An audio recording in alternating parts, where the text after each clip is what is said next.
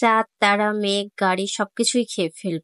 আসলে ফন্ডেন্ট কেকের মজাটাই অন্যরকম। এখানে অনেক কিছু বানানো হয় ফন্ডেন্ট দিয়ে এবং সবকিছু খাওয়া যাবে। দেখতেও সুন্দর লাগে, আবার খেতে ভালো লাগে না যদিও বা, কিন্তু দেখতে সুন্দর লাগে। তো বাচ্চাদের কোনো কেক হইলে সেটা ফন্ডেন্ট বেস হয় বেশি, যে ফন্ডেন্ট দিয়ে গাড়ি বা বাচ্চাদের পছন্দের কোনো থিম থাকে, তাহলে খুব খুশি হয়ে যায় বাচ্চারা। তো এখানে বাচ্চাদের পছন্দের গাড়ি, চাঁদ, তারা, মেঘ সবকিছুই বানানো হচ্ছে ফন্ডেন্ট দিয়ে এবং এগুলো কিন্তু খাওয়া যাবে। তো ফন্ডেন্টের কেক গুলোর প্রাইস তুলনামূলক একটু বেশি হয়, কারণ এখানে ফন্ডেন্ট আমাদেরকে অনেক হাই প্রাইসে কিনতে হয়, প্লাস ফন্ডেন্ট এই কাটার টুলস যেগুলো আমাদের ইউজ করতে হয় এগুলো কিন্তু প্রাইস অনেক বেশি থাকে।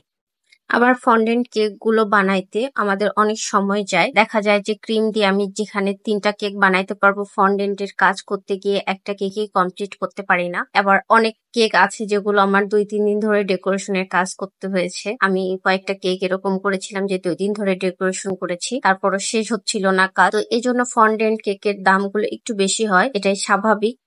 আমি যখন একটা জিনিসে শ্রম বেশি দিব তখন সেটা পারিশ্রমিক আমি অবশ্যই একটু বেশি নিব, এটাই স্বাভাবিক। আপনারা অনেক সময় ফন্ডেন্ট কেকের দাম শুনে একটু চমকে যান, অবাক হয়ে যান যে এত দাম কেন। তো আমি বলি যে আমি কিন্তু অন্যান্য জায়গার তুলনায় প্রাইসটা কম রাখি আমার কাজ অনুযায়ী।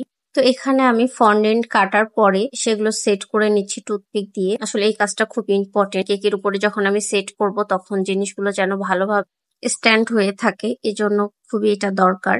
তবে কেক ডেলিভারির সময় অবশ্যই কাস্টমারকে এই জিনিসটা জানাতে হবে যে এখানে টুথপিক বা সাসলিকের কাঠি কিছু ইউজ করা হয়েছে। যদিও বা আমি মাঝে মধ্যে ভুলে যাই, তারপর আপনারা একটু সাবধান থাকবেন। আর এখানে দেখেন আমি গাড়ির চাক্কা লাগানোর চেষ্টা করছি, চাকা লাগছে না কোনোভাবে। তো আমি এখানে একটু পানি দিয়ে ব্রাশ করে নিলাম। পানি দিলে হয় কি, ফন্ডেন্টটা অনেক স্টিকি হয়ে যায় এবং খুব সহজে আটকে যায়। ফন্ডেন্টে পানিটা অনেকটাই গ্লুর মতো কাজ করে। তো আমি এখানে মেঘ, চাঁদ সব বসায় নিচ্ছি এবং কেকটার ফাইনাল লুক অনেক সুন্দর হয়। এই কেকটা যখন প্রথম করেছিলাম তখন আমার খুব ভালো লেগেছিল এবং ওকে একটু চেঞ্জ করে নিচ্ছি দ্বিতীয়বার করার সময়। আসলে এটা খুবই শর্ট সময়ে করা, আর্জেন্ট অর্ডার ছিল এবং এই কেকের সাথে আরো একটা কেকের অর্ডার ছিল একজন কাস্টমারের। তো সেই কেকটা আরো অনেক ভেজাল যুক্ত ছিল, মানে দুটাই অনেক সময় সাপেক্ষ কেক ছিল। যদিও বা ওই কেকটা ক্রিম দিয়ে, তারপর এই কেকের তুলনায় ওই কেকে আবার বেশি সময় লেগে গেছে আমার।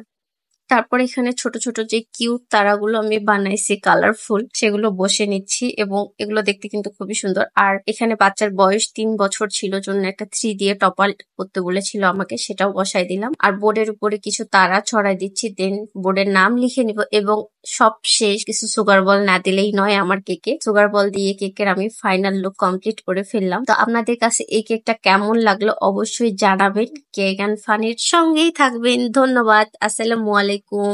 By bye. আল্লাহ হাফিজ।